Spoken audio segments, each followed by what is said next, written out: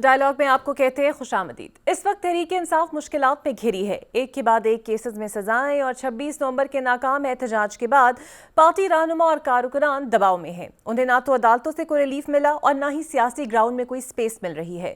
مذاکرات کا عمل بھی بڑی مشکل سے شروع ہوا تھا۔ پس پردہ تحریک انصاف کی قیادت کی پہلی بار آرمی چیف سے ملاقات ہوئی، جس سے یہ امکانات روشن ہوئے کہ شاید ریاست ماں کا کردار ادا کرنے جا رہی ہے، لیکن اسی دوران بانی پی ٹی آئی کو سزا سنائے جانے کے عمل نے تمام خواہشات پر پانی پھیر دیا۔ اس کے بعد بانی پی ٹی آئی کی جانب سے دوبارہ ٹویٹ کرنا اور اس میں ایک بار پھر حمود الرحمان کمیشن کا ذکر اور اعلیٰ عہدیداروں پر تنقید نے افہام و تفہیم کی رہی صحیح امیدوں کو بھی ختم کر دیا۔ اب ایک جانب تحریک انصاف یہ کہہ تو رہی ہے کہ سزا کے اعلان کے باوجود مذاکرات جاری رکھے جائیں گے، مگر یہ بات اپنی جگہ حقیقت ہے کہ سزا کا اثر مذاکرات پر ضرور ہوگا۔ دوسری جانب حکومت بھی مذاکرات کو لے کر زیادہ پرجوش نہیں، کبھی دبے تو کبھی کھلے الفاظ میں پی ٹی آئی کے مطالبات کو ناقابل قبول اور ناقابل عمل قرار دیا جا رہا ہے۔ پس پردہ ملاقاتوں پر بھی تشویش کا اظہار ہو رہا ہے۔ یہ تمام منظر اس بات کی توثیق کر رہا ہے کہ 7 روز بعد حکومتی کمیٹی تحریک انصاف کے مطالبات پر شاید ہی کسی نتیجے پر پہنچے، اور اگر پہنچی بھی تو مثبت پیش رفت کی امید نہ ہونے کے برابر ہے۔ آج کے ڈائلاگ میں القادر ٹرسٹ کیس میں سزا اور مذاکرات کے مستقبل میں بات کریں گے۔ سب سے پہلے میرے ساتھ موجود ہوں گے مسلم لیگ نون کے سینئر رہنما اور مشیر برائے وزیر اعظم بیرسٹر عقیل ملک صاحب۔ بہت شکریہ عقیل صاحب آپ کے وقت کا۔ القادر ٹرسٹ کیس کا فیصلہ بھی سامنے آ گیا ہے، بانی اور ان کی اہلیہ کو سزا بھی ہو گئی ہے، حکومت خوش بھی ہے، آپ لوگ پریس کانفرنسز بھی کر رہے ہیں، لیکن سوال یہاں پر یہ ہے کہ جو باقی ملزمان ہیں ان کے لیے حکومت کیا کر رہی ہے؟ ان کو کب واپس لایا جا رہا ہے؟ کیا سزا دلوانے کا مقصد صرف انہی دونوں تک محدود تھا؟ بسم اللہ الرحمن الرحیم، بہت بہت شکریہ۔ دیکھیں یہاں پہ بالکل جو 6 ملزمان اور بھی ہیں وہ اس میں سے بیشتر تو بانی پی ٹی آئی کی اپنی کابینہ کے اراکین ہیں۔ اب جب ان کی ڈوئنگز ہیں، جب ان کے ساتھ یہ کو ایکیوزڈ ہیں اس تمام تر معاملے میں، تو ان کو چاہیے کہ ان کی بھی پریزنس کو انشور کیا جائے۔ کیوں وہ مفرور ہیں عدالتوں سے بھی اور ملک سے بھی بھاگے ہوئے ہیں، تو اس میں جو باقی دیگر اراکین کے جو اراکین کابینہ تھے انہوں نے تو گواہی بھی دی ہے، اور جنہوں نے گواہی نہیں دی وہ کم از کم آن ریکارڈ ضرور ہیں یہ کہتے ہوئے کہ ہم سے بند لفافوں میں فیصلہ کروایا گیا اور ہمیں کچھ بھی نہیں دکھایا گیا۔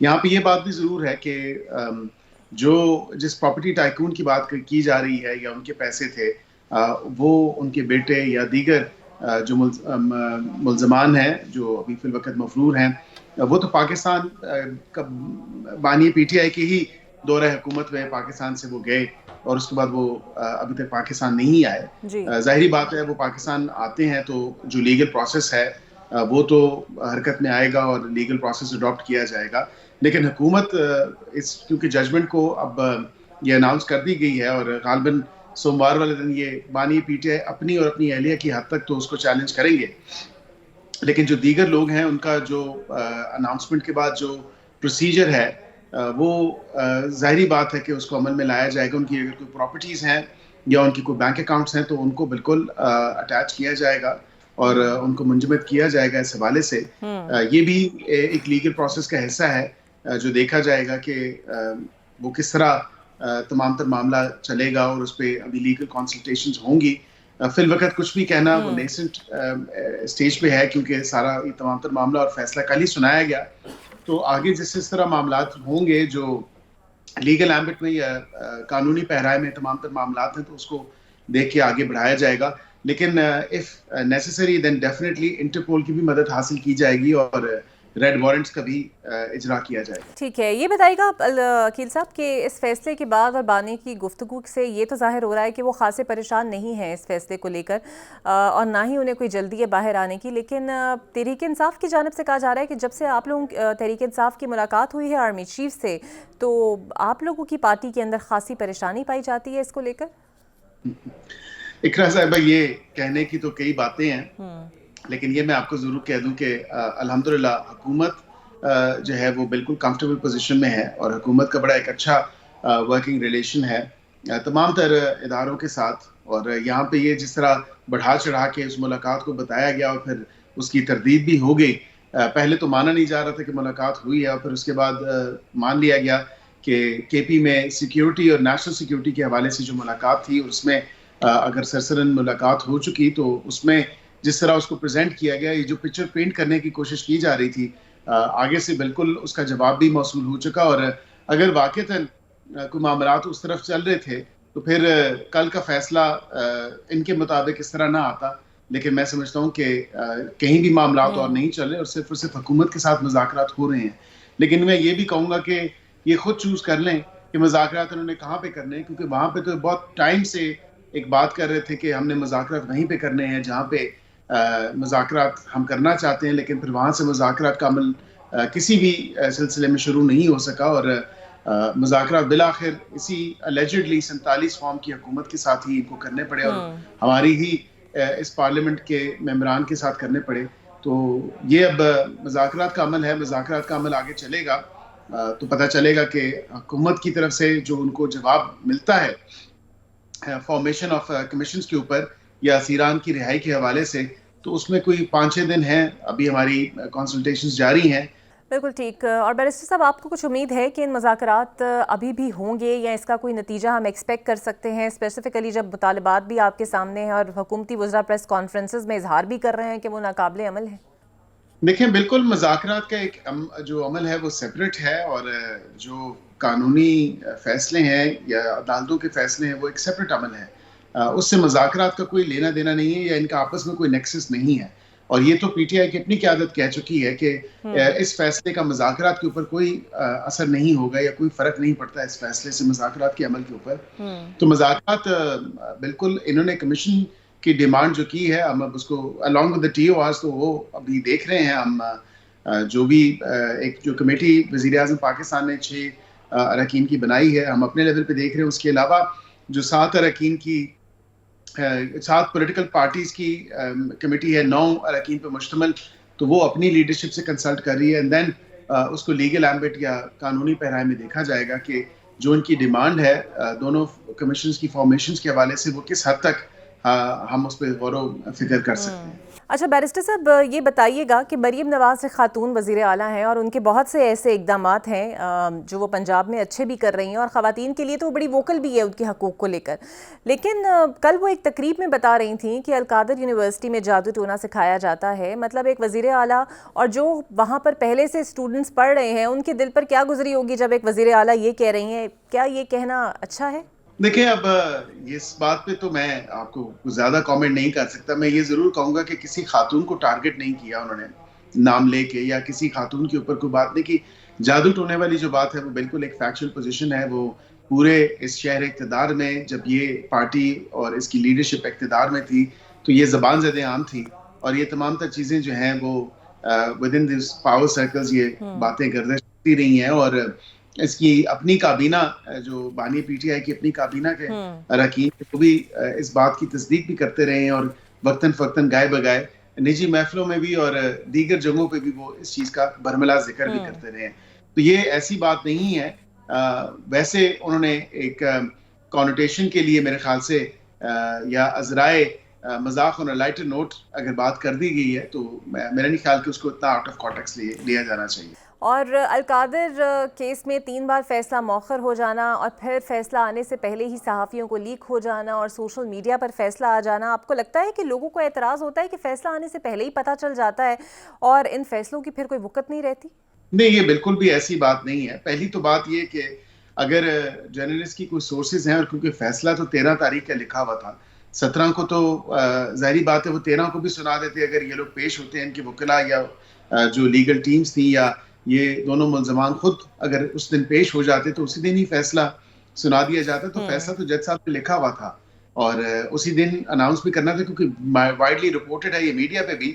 اور جج صاحب نے کہا تھا کہ میں یہ فیصلہ دیکھ لیں کہ یہ سائن شدہ ہے اور یہ میں فیصلہ سنانا ہے آج میں نے, لیکن یہ عدالت میں پیش ہی نہیں ہوئے, نہ ان کی لیگل ٹیم پیش ہوئی. برکیف 17 کو یہ سنا دیا گیا جب 13 کو نہیں سنایا جا سکا. تو آئی ایم شیور کہ کہیں نہ کہیں سے جو عدالت کا عملہ ہوتا ہے وہ کہیں نہ کہیں سے کوئی نہ کوئی بات تو ان کی سمجھ بوجھ میں ہوتی ہے. اور یہی بات ہے کہ جو اسٹینو ہو گیا یا ریڈر ہو گیا یا جو عدالتی عملہ ہے ان کی نالج میں کوئی نہ کوئی بات یہ, لیکن میئر اسپیکولیشنز تھی, کوئی حتمی بات یا کوئی فائنل بات نہیں تھی. اگر ایسی بات ہوتی تو یہ بھی آپ کو بتا دیا جاتا جرنلسٹ کی طرف سے یا صحافیوں کی طرف سے کہ 148 صفحوں پہ مشتمل ہے اور اس میں دیگر فائن کے حوالے سے بھی بات کی جاتی کہ 10 لاکھ فائن ہے یا 5 لاکھ فائن ہے. یہ بھی بات نہیں کی گئی. صرف جو نمبرنگ ہے جو کہ میں سمجھتا ہوں ایک میئر اسپیکولیشن تھی 7 سال اور 14 سال، کیونکہ 7 سال جو ہے وہ اس کی آدھی سزا ہے اور 14 سال میکسیمم سزا ہے، تو یہ میئر اسپیکولیشن کی گئی تھی. اس کے علاوہ 10 سال بھی ہو سکتی تھی اور 5 سال بھی ہو سکتی تھی، تو یہ اس میں کوئی ایسی بات نہیں ہے. صحیح. اور آپ خود بھی قانون دان ہیں، تو جو مطالبات دیے ہیں تحریک انصاف نے، آپ کو لگتا ہے اس پر پریکٹیکلی کچھ ہو سکتا ہے؟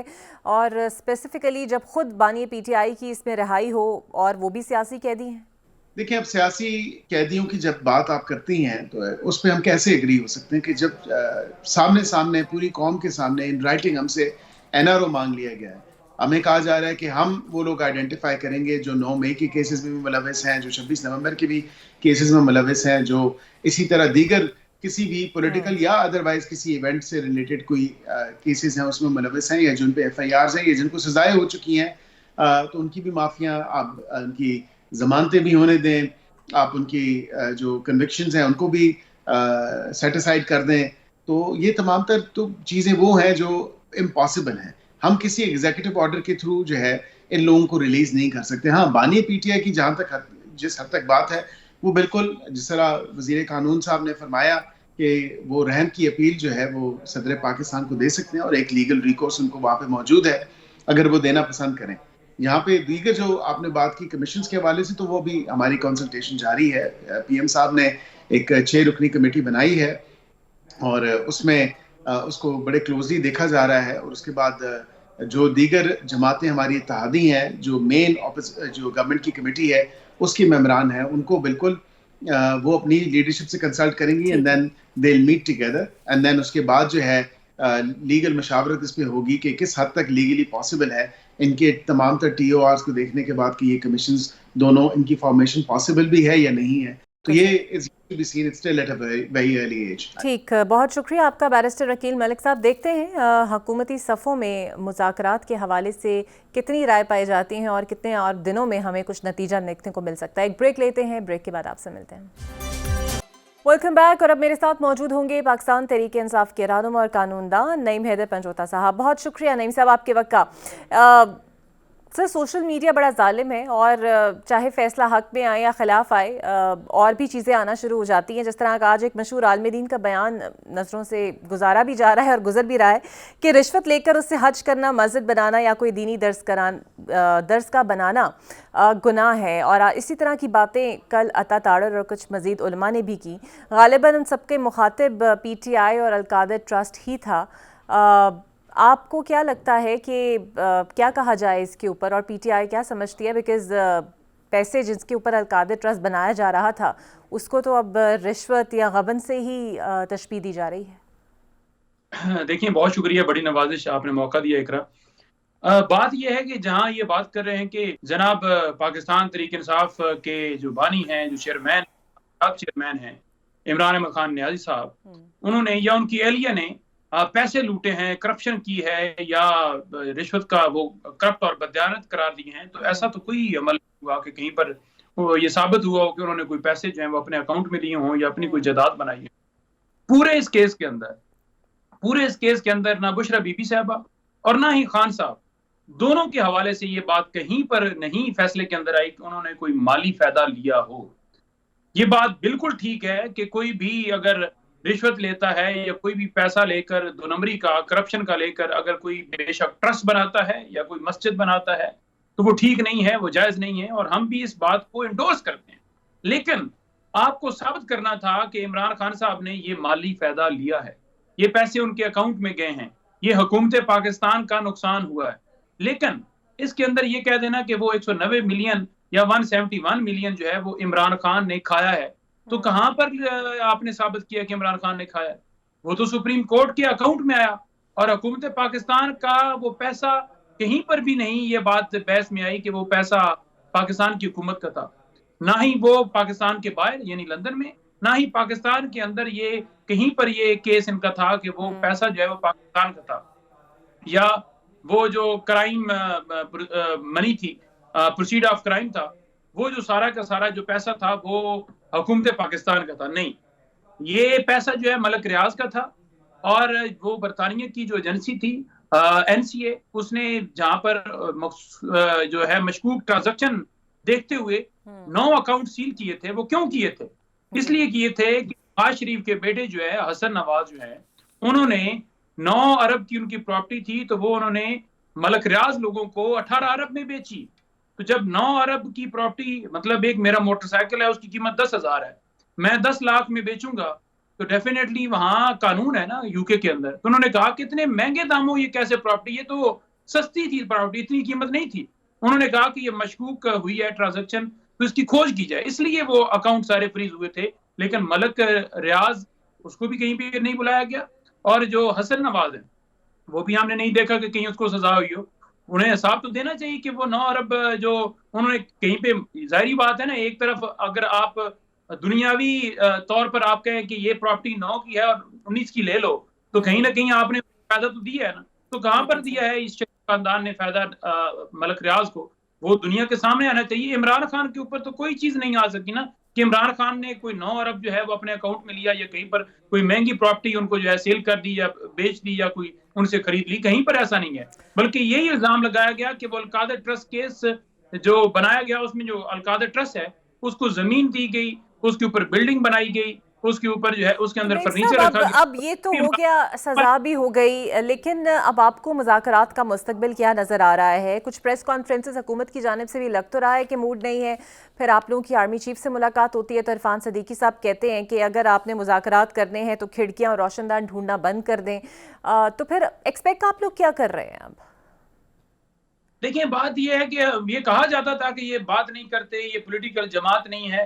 ہم تو ہمیشہ پرامن طریقے سے اپنا احتجاج بھی کرتے ہیں, قانون اور آئین کے اندر رہ کر عدالتوں سے بھی رجوع کرتے ہیں, لیکن احتجاج کا راستہ انہوں نے بند کر دیا کہ سیدھی گولیاں چلانا شروع کر دی.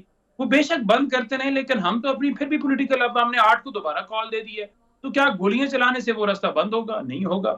پھر دوسرا آپ نے جو 26ویں ترمیم کے تحت عدالتوں کو ختم کر دیا کہ قانونی راستہ بھی بند کیا جائے, لیکن وہ بھی ہم اپنی جنگ جاری رکھے ہیں.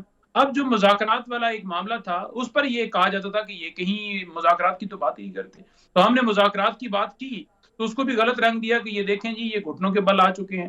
حالانکہ ہم نے نہیں کہا کہ ہم کو لندن ڈیل کریں گے, اندر بیٹھ کے کوئی اسٹام کریں گے اور اسٹام کر کے دنیا سے روپوش ہو جائیں گے, باہر چلے جائیں گے. عمران خان کو آفرز ہوتی رہیں کہ ملک 3 سال کے لیے چھوڑ دو, لیکن اس نے کہا کہ میں کیوں چھوڑوں, یہ میرا ملک پاکستان ہے, میرا جینا مرنا اس ملک کے اندر ہے. چھوڑے وہ جن کے باہر انٹرسٹ ہیں, جنہوں نے جائیدادیں باہر بنائی ہیں, جنہوں نے پراپرٹی باہر بنائی ہیں, جنہوں نے بینک بیلنس ہی اپنے تمام باہر, کیونکہ ان کا انٹرسٹ پاکستان تو ہے ہی نہیں, ان کا انٹرسٹ صرف اپنی مال دولت بنانا ہے. عمران خان کے کوئی ایسے مجھے دکھا دیں کہ کسی میں اضافہ ہوا. عمران خان نے اپنے دور اقتدار کے اندر ملیں بنائی نہیں. مذاکرات کی بات سر آپ تو نے اب آپ کی ہے, لوگوں نے جو کال دی ہے اس کال کا کیا نتیجہ نکلے گا؟ آپ امید کر رہے ہیں فالوورز آپ کے باہر آئیں گے ایک مرتبہ پھر سے, پھر ایک سائڈ پہ مذاکرات بھی چل رہے ہیں؟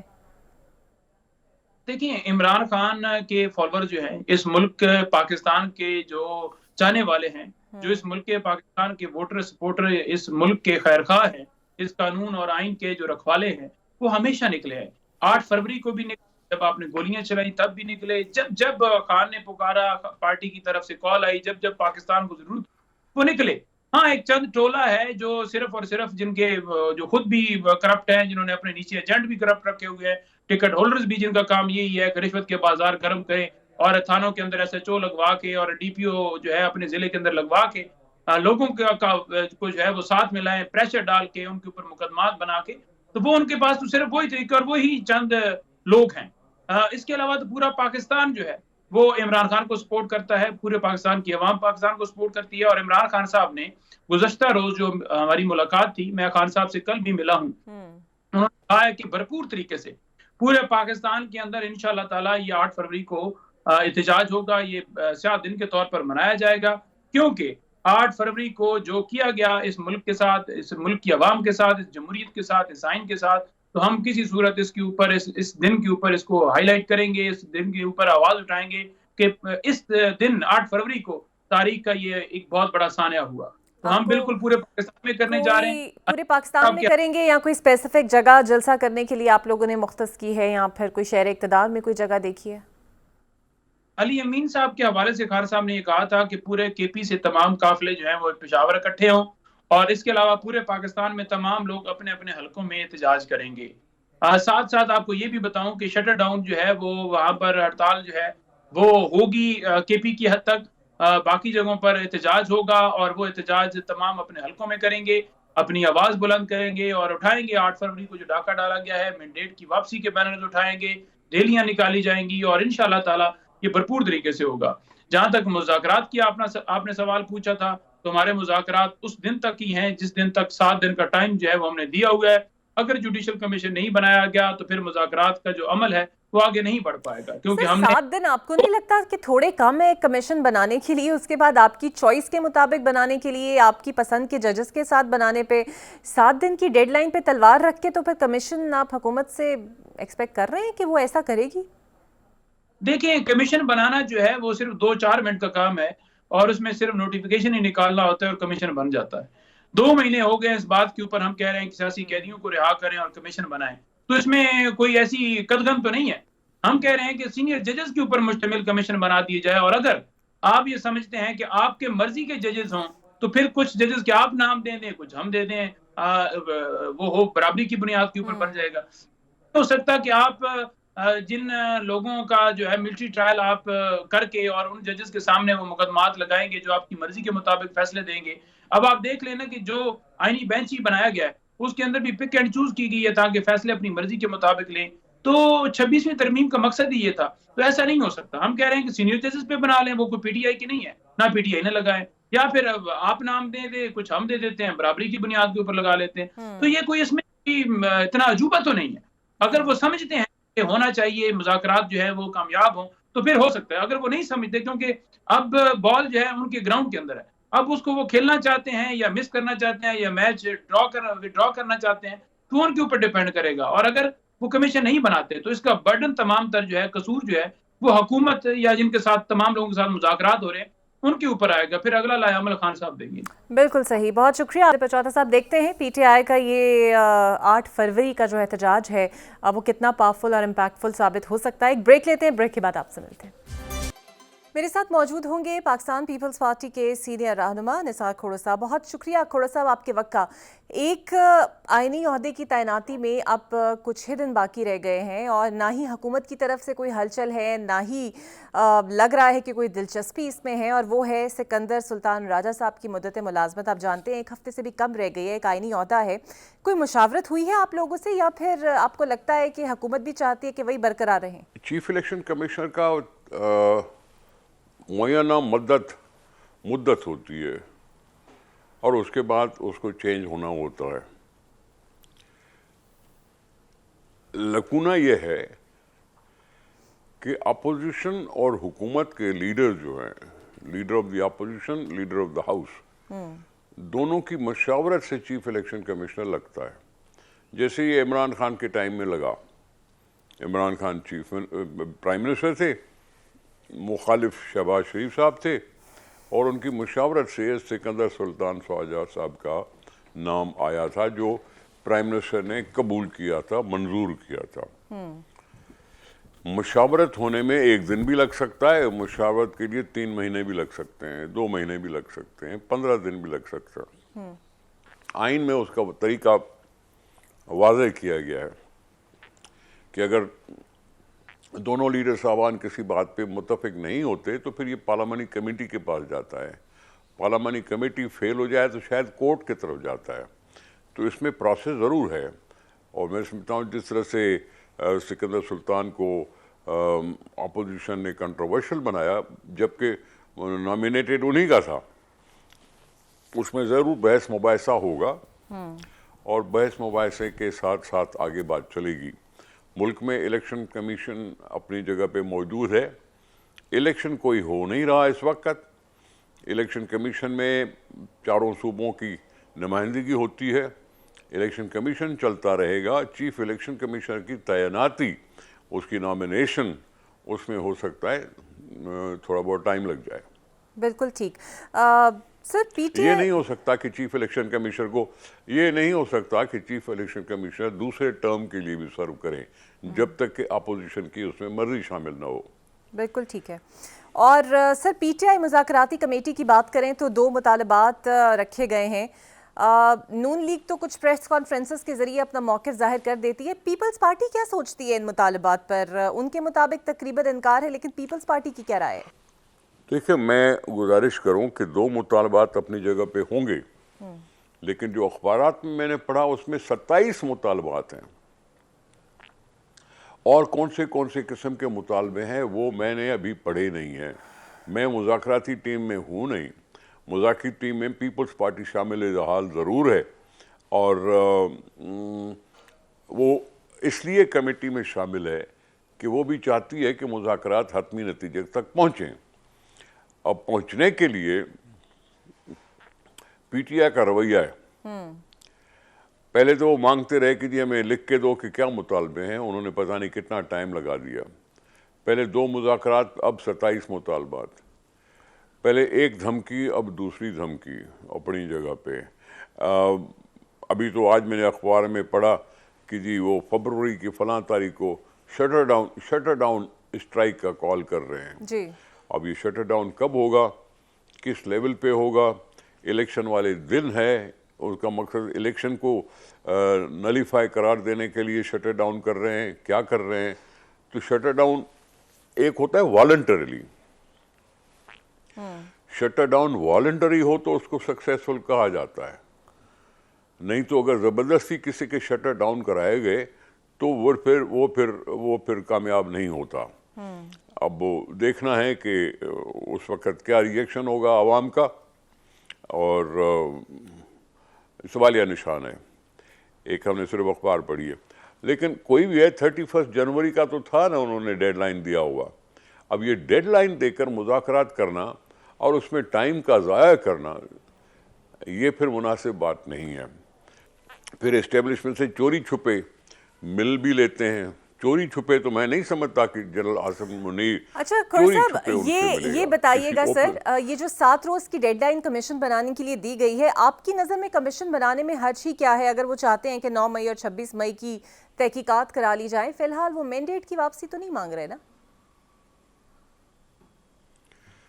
دیکھیں، اس میں پھر سے آپ غور سے پڑھ لیں، اس کے کچھ نہ کچھ نکلتے ہوں گے.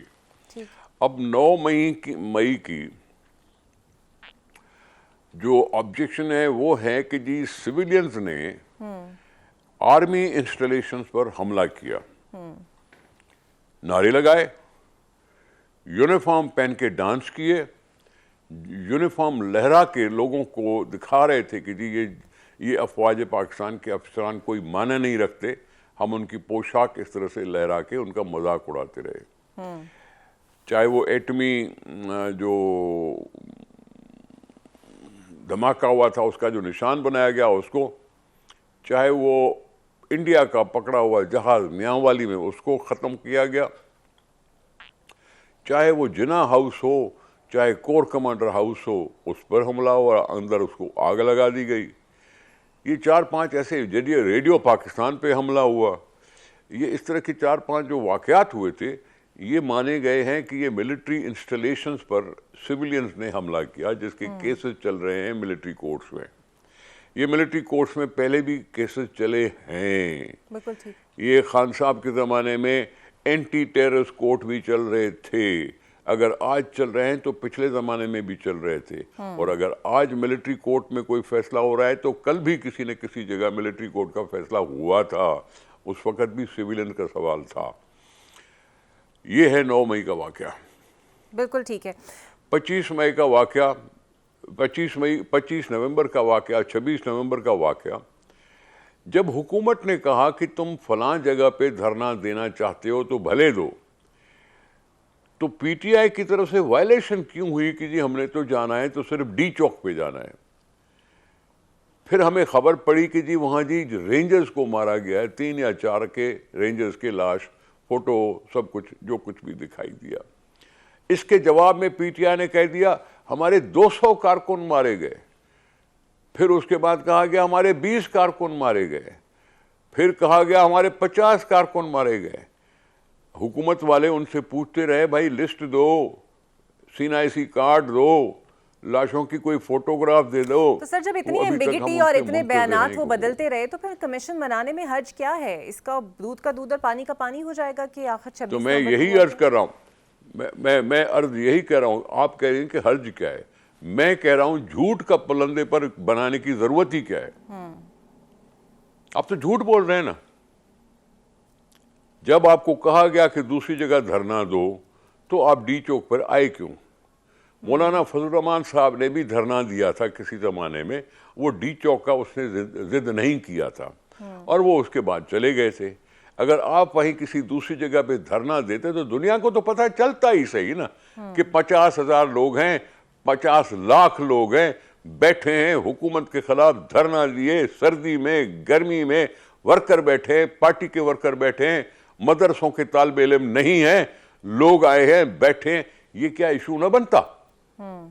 بالکل بن جاتا ہے ایشو. لیکن انہوں نے ضد کیا کہ نہیں، ہم نے تو ڈی چوک جانا ہے، بھلے ہمیں تھوڑا سا کٹ لگے لیکن ہم نے تو نیوز بنانی ہے. اچھا کھوڑے صاحب یہ بتائیے گا کہ مولانا فضل الرحمان نے آج پھر موجودہ اسمبلیوں کو کٹ پتلی اور جعلی کہا ہے اور ان کے مطابق جو ہے وہ موجودہ اسمبلیوں کی کوئی حیثیت نہیں ہے، اور وہ کہتے ہیں ایسی اسمبلیاں تو میں خود مٹی سے بھی بنا سکتا ہوں. آخر وہ اتنے نالا رہتے ہیں، آپ لوگوں کے بھی قریبی تعلقات ہیں، لیکن پھر بھی ان کی ریزرویشنز دور نہیں ہوتی. بات طریقہ کار کی نہیں ہے، بات دیرینہ تعلقات کی بات بھی نہیں ہے. دیکھیں مولانا فضل الرحمان صاحب کا ایشو ہے کہ وہ کے پی میں بری طرح سے ہار گئے، وہاں جیتی پی ٹی آئی، اور اگر فارم 47 کا ایشو پنجاب میں ہے تو کے پی میں بھی ہے، اسی طرح سے سندھ میں بھی ہو سکتا ہے، اسی طرح سے بلوچستان میں بھی ہو سکتا ہے. لیکن مولانا کا ذاتی جو عمل ہے وہ جے یو آئی کا مطلب ناکامی کے پی میں، مولانا اس کے لیے بھی تو کہہ رہے ہوں گے نا، یہ ضروری تو نہیں ہے کہ قومی اسمبلی کے لیے کہیں. بذات خود الیکشن پہ سوالیہ نشان اٹھتا ہے، سوالیہ نشان الیکشن پر اٹھتا ہے. اس کی طریقہ کار ہے کہ جی واقعی وہ 47 تھا یا نہیں تھا، اس کے کتنے کیسز چل رہے ہیں، ٹریبیونلز میں کتنے کیسز چل رہے ہیں، نہیں چل رہے ہیں، وہ دیکھنا چاہیے. لیکن پی ٹی آئی نے بھی اگر پٹیشن داخل کیے ہیں، ان کو تو عمران خان صاحب کے رہا کرانے کی بات دی گئی تھی، ریفرنسز تو سارے بھول گئے ہیں، ٹریبیونل میں جانا تو سب نے بھول چکے ہیں، اور پھر ابھی تو ڈیمانڈ ہی نہیں کر رہے ہیں کہ جی 8 فروری کا الیکشن متنازع تھا. اب تو کہہ بھی نہیں رہے، تو پھر آپ کیوں کہہ رہے ہیں؟ بہت شکریہ کھوڑا صاحب آپ کے وقت کا. دیکھتے ہیں اب یہ سیاسی کشیدگی کا پارا کچھ کم ہوگا یا نہیں ہوگا. ایک بریک لیتے ہیں، بریک کے بعد آپ سے ملتے ہیں. Welcome back. کئی تنازعات اور کئی مبہم لیکن دھمکیاں میز بیانات کے بعد ڈونلڈ ٹرمپ اب کل امریکہ کے 47ویں صدر کے طور پر حلف اٹھانے جا رہے ہیں. وہ اپنے پہلے دور صدارت میں بھی خاصے انپریڈکٹیبل رہے، اور اب جب وہ واپس حکومت میں آ رہے ہیں تو پاکستان کے لیے ان کی پالیسی یا پھر دنیا کے لیے امریکہ کی کیا پالیسی ہوگی اور کیا جارحانہ اقدام وہ اٹھانے جا رہے ہیں، ان تمام تر پہلوؤں پر بات کریں گے. میرے ساتھ موجود ہوں گی سابق وزیر خارجہ اور سینئر سیاستدان خورشید محمود قصوری صاحب. بہت شکریہ قصوری صاحب آپ کے وقت کا. سر خطے کی صورتحال تیزی سے تبدیل ہو رہی ہے، نئے بلاکس بن رہے ہیں، اور پاکستان کی پالیسی کے حوالے سے سر آپ کیا سمجھتے ہیں کہ ہم کیا امریکہ کے قریب ہیں یا چائنا کے قریب ہے، یا پھر ہماری ابھی کوئی خارجہ پالیسی ہوا میں مولک آپ کو نظر آتی ہے؟ نہیں، جو آپ نے ابھی اپنے پریلیمنری ریمارکس، اوپننگ ریمارکس میں آپ نے بات کی ہے نا، جی اس میں I'd like to explain ایسے نہیں ہے. جہاں تک چین اور امریکہ کا تعلق ہے، ہماری پالیسی بائی اینڈ لارج اس میں ایک کنٹینیوٹی رہی ہے. ہمیں یہ لگژری حاصل نہیں ہے کہ ہم اسے چوز کر سکیں. ہسٹوریکلی پاکستان بننے کے بعد ہمارے امریکہ سے بہت قریبی تعلقات ہو گئے تھے، اس میں ہمارے اکنامک فیکٹرز بھی تھے، اور یہی وجہ ہے کہ نوابزادہ لیاقت علی خان کو حالانکہ ماسکو سے انویٹیشن آئی تھی اور وہ چلے گئے تھے واشنگٹن، اور اس کا بھٹو صاحب نے بھی ذکر کیا، اور انہوں نے حالانکہ لیفٹ کے بھٹو صاحب لیڈر تھے ایک زمانے میں، پیپلز پارٹی کہتی تھی سوشلزم ہماری سیاست ہے، تو بھٹو صاحب جیسے لیڈر نے بھی یہ کہا تھا کہ اس وقت ان کا فیصلہ امریکہ جانے کا ٹھیک تھا، کیونکہ بقول بھٹو صاحب آلسو آئی ایگری کہ اس وقت جو چیز ہمیں درکار تھی، چاہے اکنامک ایڈ ہو یا ملٹری، کیونکہ ہم بیلنس کچھ قائم کرنا تھا ساؤتھ ایشیا میں، ہندوستان कि उस ताकत हमसे बहुत ज़्यादा थी, इकोनॉमिक एंड मिलिट्री, इसलिए वो फैसला कर लिया गया। उसके साथ डिफ़िकल्टीज़ आई, मुश्किलात आई, वो जब आप पूछेंगी तो मैं बात करूँगा। लेकिन ये फ़ैसला जो था, और फिर चीन ने हर आड़े वक्त में पाकिस्तान का साथ दिया।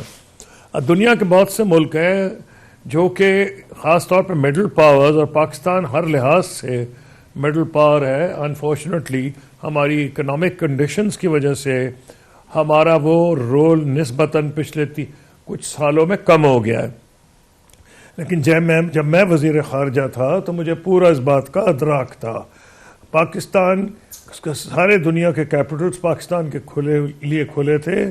कोई हफ्ता नहीं गुजरता था जब कोई head of state, prime minister या फॉरेन मिनिस्टर पाकिस्तान ना आ रहा होता। तो एक मिडल पावर है, और दूसरी मिडल पावर्स जो हैं वो रूस और चीन, रूस और अमेरिका। हालांकि इस वक्त जो मसला है इस वक्त यूक्रेन का, रूस और अमेरिका आमने सामने खड़े हैं। बल्कि इस सिलसिले में तो नेटो और अमेरिका में यगानगत है जहाँ तक अभी तक ताल्लुक था। प्रेसिडेंट ट्रंप के आने के बाद हालात बदल सकते हैं। बिल्कुल सही। कसूरी साहब बताइएगा, ट्रंप 20 जनवरी को हल्फ लेने वाले हैं, इंतहाई अनप्रेडिक्टेबल इंसान है, जारहाना बयानात भी दे देते हैं।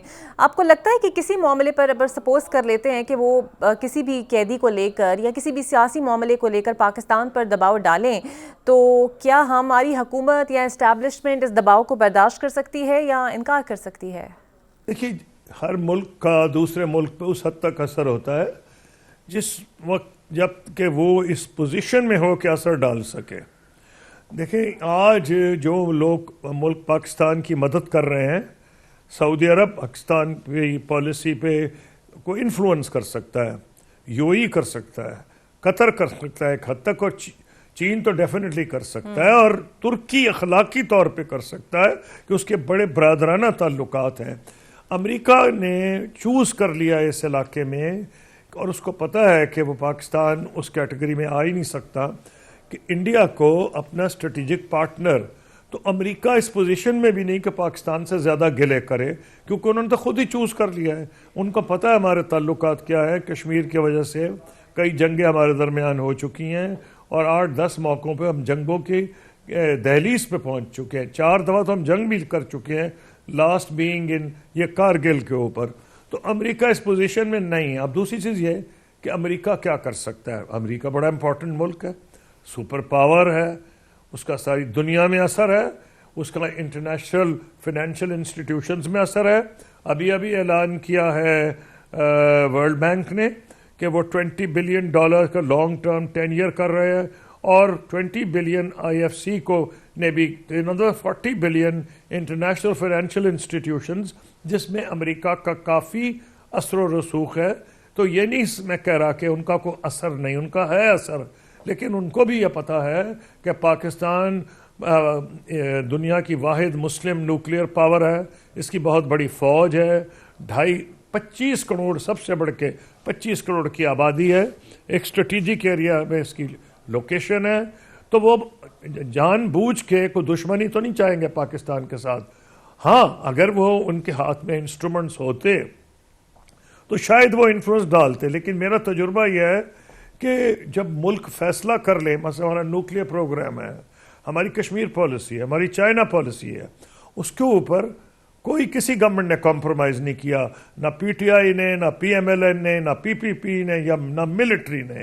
बिल्कुल सही। कसूरी साहब ये बताइएगा कि गज़ा के हवाले से एक मुआहदा हो चुका है, और इस मुआहदे का मुस्तकबिल आप देखते हैं, और क्या हम समझें कि अब फ़लस्तीनियों के लिए ज़िंदगी आसान हो जाएगी? एक बहुत पेचीदा सवाल है। बड़ी बदकिस्मती की बात है कि हालांकि संडे से सीज़ फायर हो रहा है, लेकिन कुछ ऐसे जुनूनी है इजराइल में जो आज भी जिन्होंने बंदों को मारा, और बदनसीबी से वो बम्बार्डमेंट से नहीं रुक रहे।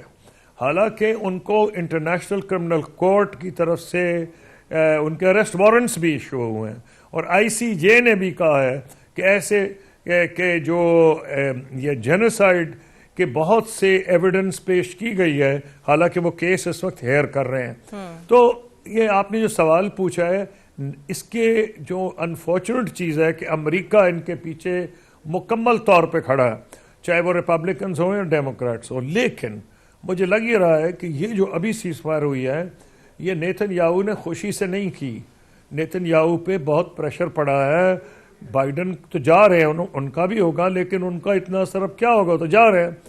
ٹرمپ نے بھی اپنا نمائندہ بھیجا ہوا تھا اور اس نے بڑے جو اخباروں میں جو میں امریکن میڈیا کو دیکھ رہا ہوں بڑے سخت الفاظ میں ان کو کہا ہے کہ جی پریزیڈنٹ ٹرمپ کی یہ خواہش ہے کہ اس معاملہ اب ختم ہونا چاہیے.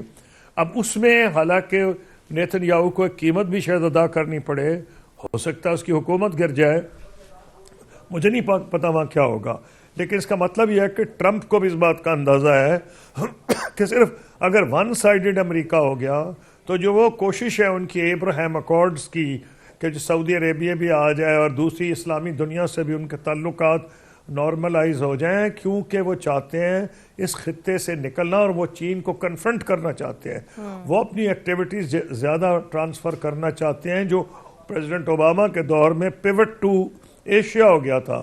وہ south China Sea, asset China Sea میں کنفرنٹ کرنا چاہتے ہیں, وہ تائیوان کے معاملے میں کنفرنٹ کرنا چاہتے ہیں. حالانکہ میرا نہیں خیال ہے کہ ٹرمپ کا کوئی تائیوان پہ اس قسم کی پوزیشن ہوگی. صحیح. قصوری صاحب یہ بتائیے گا کہ ایران پاکستان پائپ لائن کی مدت ختم ہو چکی ہے اور کیا وجہ ہے کہ ہم ابھی تک امریکہ کو بھی یہ باور نہیں کرا سکے کہ یہ معاہدہ کتنا ضروری ہے, اور ایران اس حوالے سے ہمیں عدالتوں میں گھسیٹنا چاہتا ہے, انٹرنیشنلی اس معاملے کو لے کے جانا چاہتا ہے؟ جی, پہلی چیز تو یہ ہے کہ ہمارے اندر کچھ نہ کچھ پولیٹیکل اور اکنامک سرٹنٹی آنی چاہیے اور کچھ نہ کچھ پولیٹیکل سیٹلمنٹ ہونی چاہیے آپس میں, تاکہ یہاں لوگوں کو پتا ہو کہ جو پالیسیز بنائی گئی ہیں ان کو پہ عمل ہوگا. دیکھیں, میں نے اسٹڈی کیا ہے, اپنی بک میں بھی میں نے لکھا تھا کہ جو ہمارے قریب ترین علاقہ ساؤتھ ایسٹ ایشیا ہے.